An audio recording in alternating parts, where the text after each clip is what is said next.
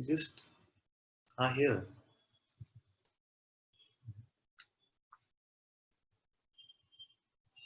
You are here. All effort is imagined.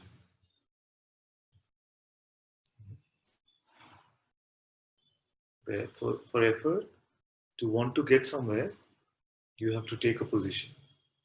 The concept has to come. The idea has to come. I must find freedom. I must do something. I must become a better person. I must be whatever.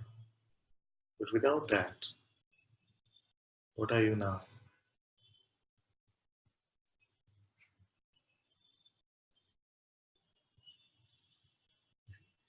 That is why this is like the pathless path.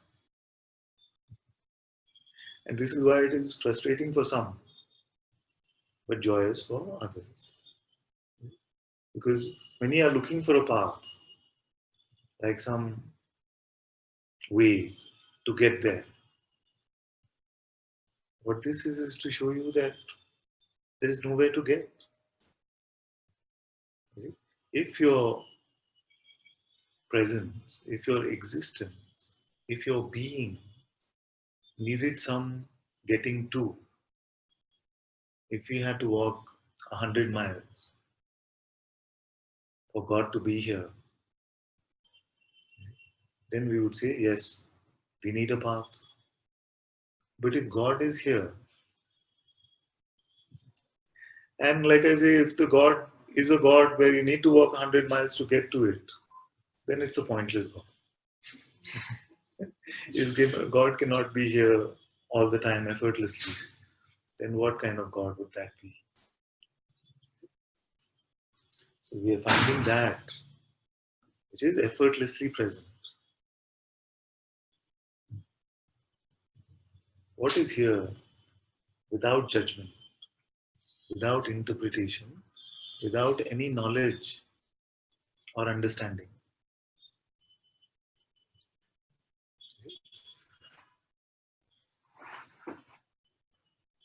If you need a concept to become that, let's take an example. Suppose I say, there is only the self. Forget about all other concepts.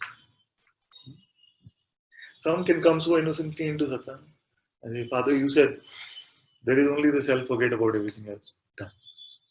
Then I say, okay, forget about that concept, also that there is only the self. That's a bit shaky because I need something to hang on to. Okay? So that's why these very simple concepts have been given. Tat Tvamasi, you are that. I am that. Only Brahman is. Only the self is. Okay? So these very simple concepts have been given, and you can hang everything else on this because everything else is subservient to this. What does it matter? What do I have to do next? If only God is, if only the self is. What does it matter what my bank account is if only the self is? The self will take care of itself in whatever way it wants. So in satsang, we find some pointers like this, some direction like this, some instruction like this. But ultimately, even that is dropped away. Bhagavan had this beautiful example of using a stick to burn the funeral pyre. But the stick is not left outside, it is also thrown into the fire. Everything is burned. This is what I've been calling recently your notionless existence. And this can feel a bit naked. You can feel like I have no defenses. And some fear can come. Some fear can come. So then the mind will offer you, no, this is too much for me, too much for me. Give me something that I can hold on to. Now, you can hold on to the Sadguru's feet, but don't hold on to any concept Ultimately, even the Sadguru's feet is a concept. But for a while,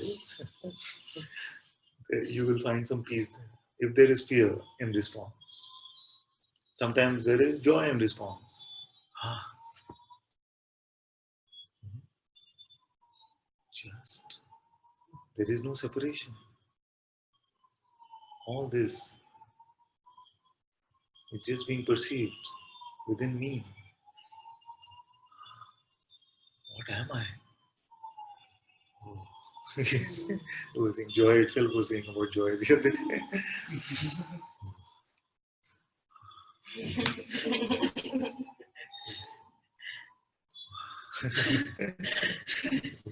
And it's very enjoyable.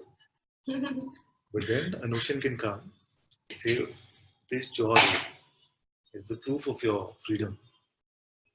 No, it is just another byproduct. No proof of your freedom is actually needed.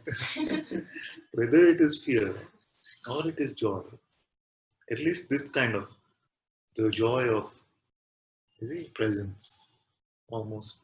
It's not, it's incomparable to the usual objective joy, like the joy of having a very nice coconut. Is it?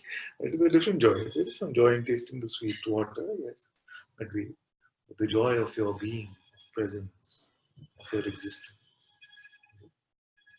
is a beautiful joy. But there is an even deeper joy. Because even if you are experiencing this joy all the time, there comes a time where you're done with it and you say, I want to go to sleep.